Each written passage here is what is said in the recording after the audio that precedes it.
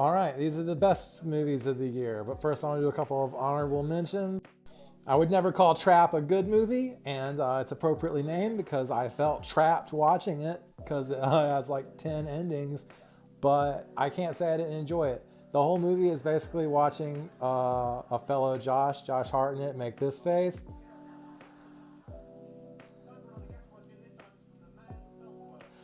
For like 2 hours or whatever, however long the movie is. But I can't say I didn't like that, but also can't say that makes the movie good.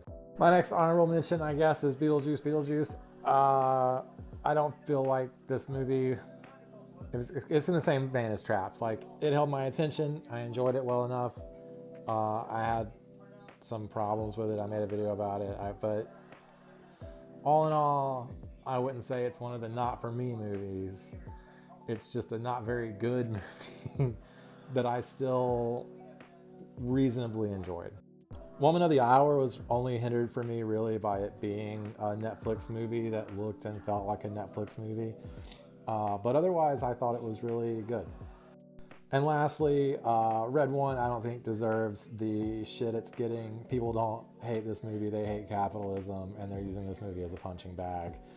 The movie's not great, and it doesn't deserve $250 million or whatever, but if I've seen some people say that if this was a $70 million movie, they would have liked it a lot more, which just means you don't hate the movie, you hate capitalism.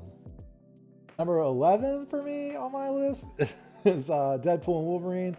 I don't think it's a good movie necessarily. It might even be like actively harmful to the culture. I'm not sure, time will tell. But I made a video about movies that were good but missed me or weren't for me. This one is a movie that probably not good, but made specifically for me. Like, y'all could have enjoyed it, but this one was made for me. It was made for people that have been keeping up with Disney's like monopolistic acquisition of other companies.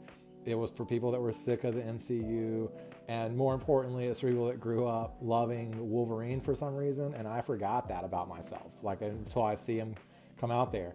But I already knew I loved Madonna's Like a Prayer.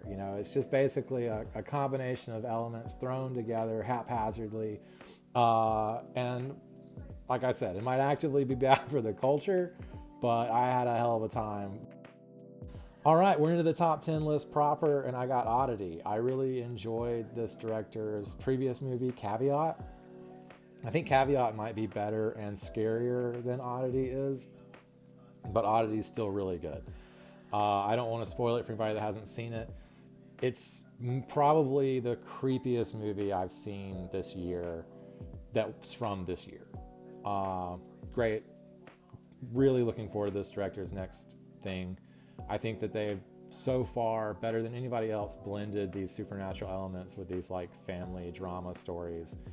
I know a lot of people love Mike Flanagan for that. I've never been into Mike Flanagan. I thought conceptually I just disagreed with that, but this director has kind of proven that I like it when it's done a certain way.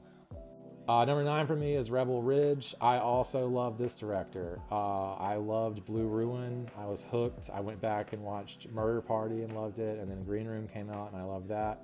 He made a movie on Netflix with Jeffrey Wright that's like, okay, it's not as good as this one.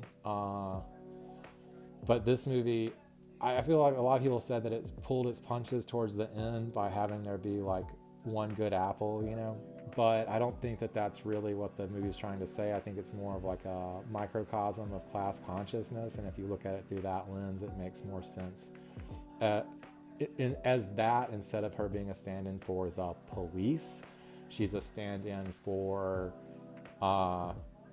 people complicit in the system but themselves would be victims of the system. All right, that last one was a little serious. Roadhouse. I think it's number 8.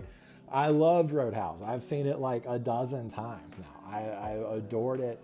I just keep putting it on. Its soundtrack is pretty terrible. Like, they wanted to kind of incorporate some of that live band stuff that's in the first one into this, and none of that works. Everything else works, though. Jake Gyllenhaal is charming. The fight scenes are visceral and interesting. I don't really care about fight scenes typically. I enjoyed the hell out of this movie. I thought it was super fun. All right, next on my list is The Substance. If you saw my video for The Substance, you know that I think that the style is a little bit at odds with the major theme of the film. But that's probably true of like every major movie made. I had a ton of fun with this one though, and I can't fault it for being what it is.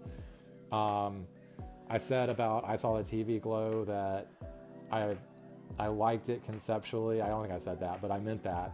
I liked it conceptually, but I just wasn't into it. This is one that I was super into, and I was willing to grant it a lot of benefit of the doubt. It might not be perfect in its metaphor, but I don't care. I had a blast. I want to watch it again. This is making it into heavy rotation. I'm going to show it to everybody I know. It was great. This movie got a pretty lukewarm reception when it came out, but I feel like that's just because everybody was riding really high on Pearl, and Pearl is like a masterpiece.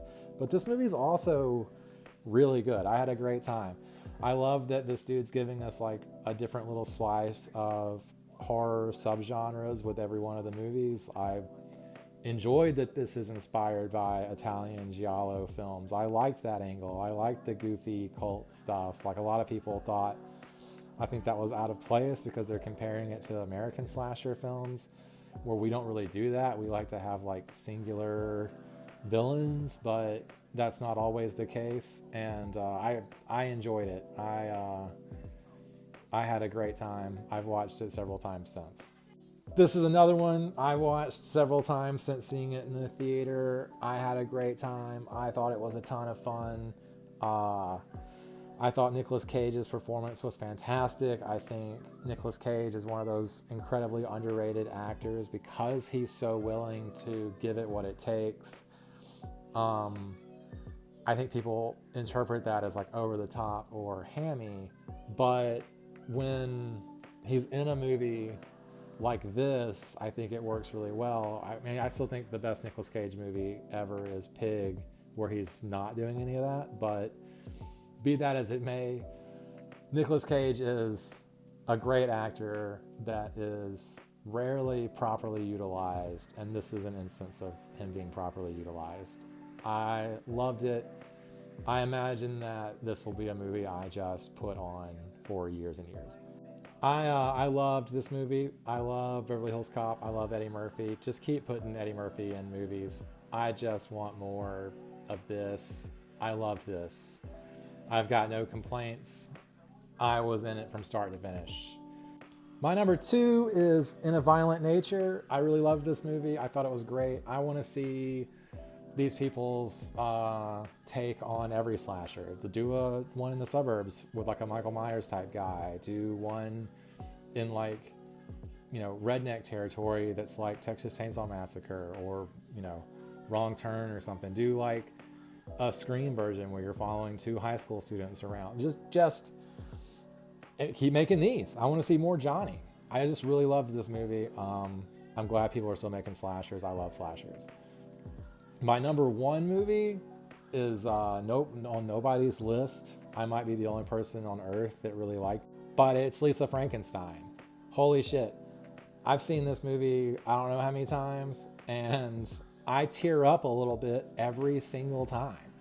It is just like profoundly made for me. I loved it. It was exactly what I wanted. I said in the thing about I Saw the TV Glow that I wished it was not trying to make me relate to the character or see myself in them as much as it was just trying to make me see them. This movie does not bother putting any of me in Lisa Frankenstein, and that was probably my favorite part. I loved this movie.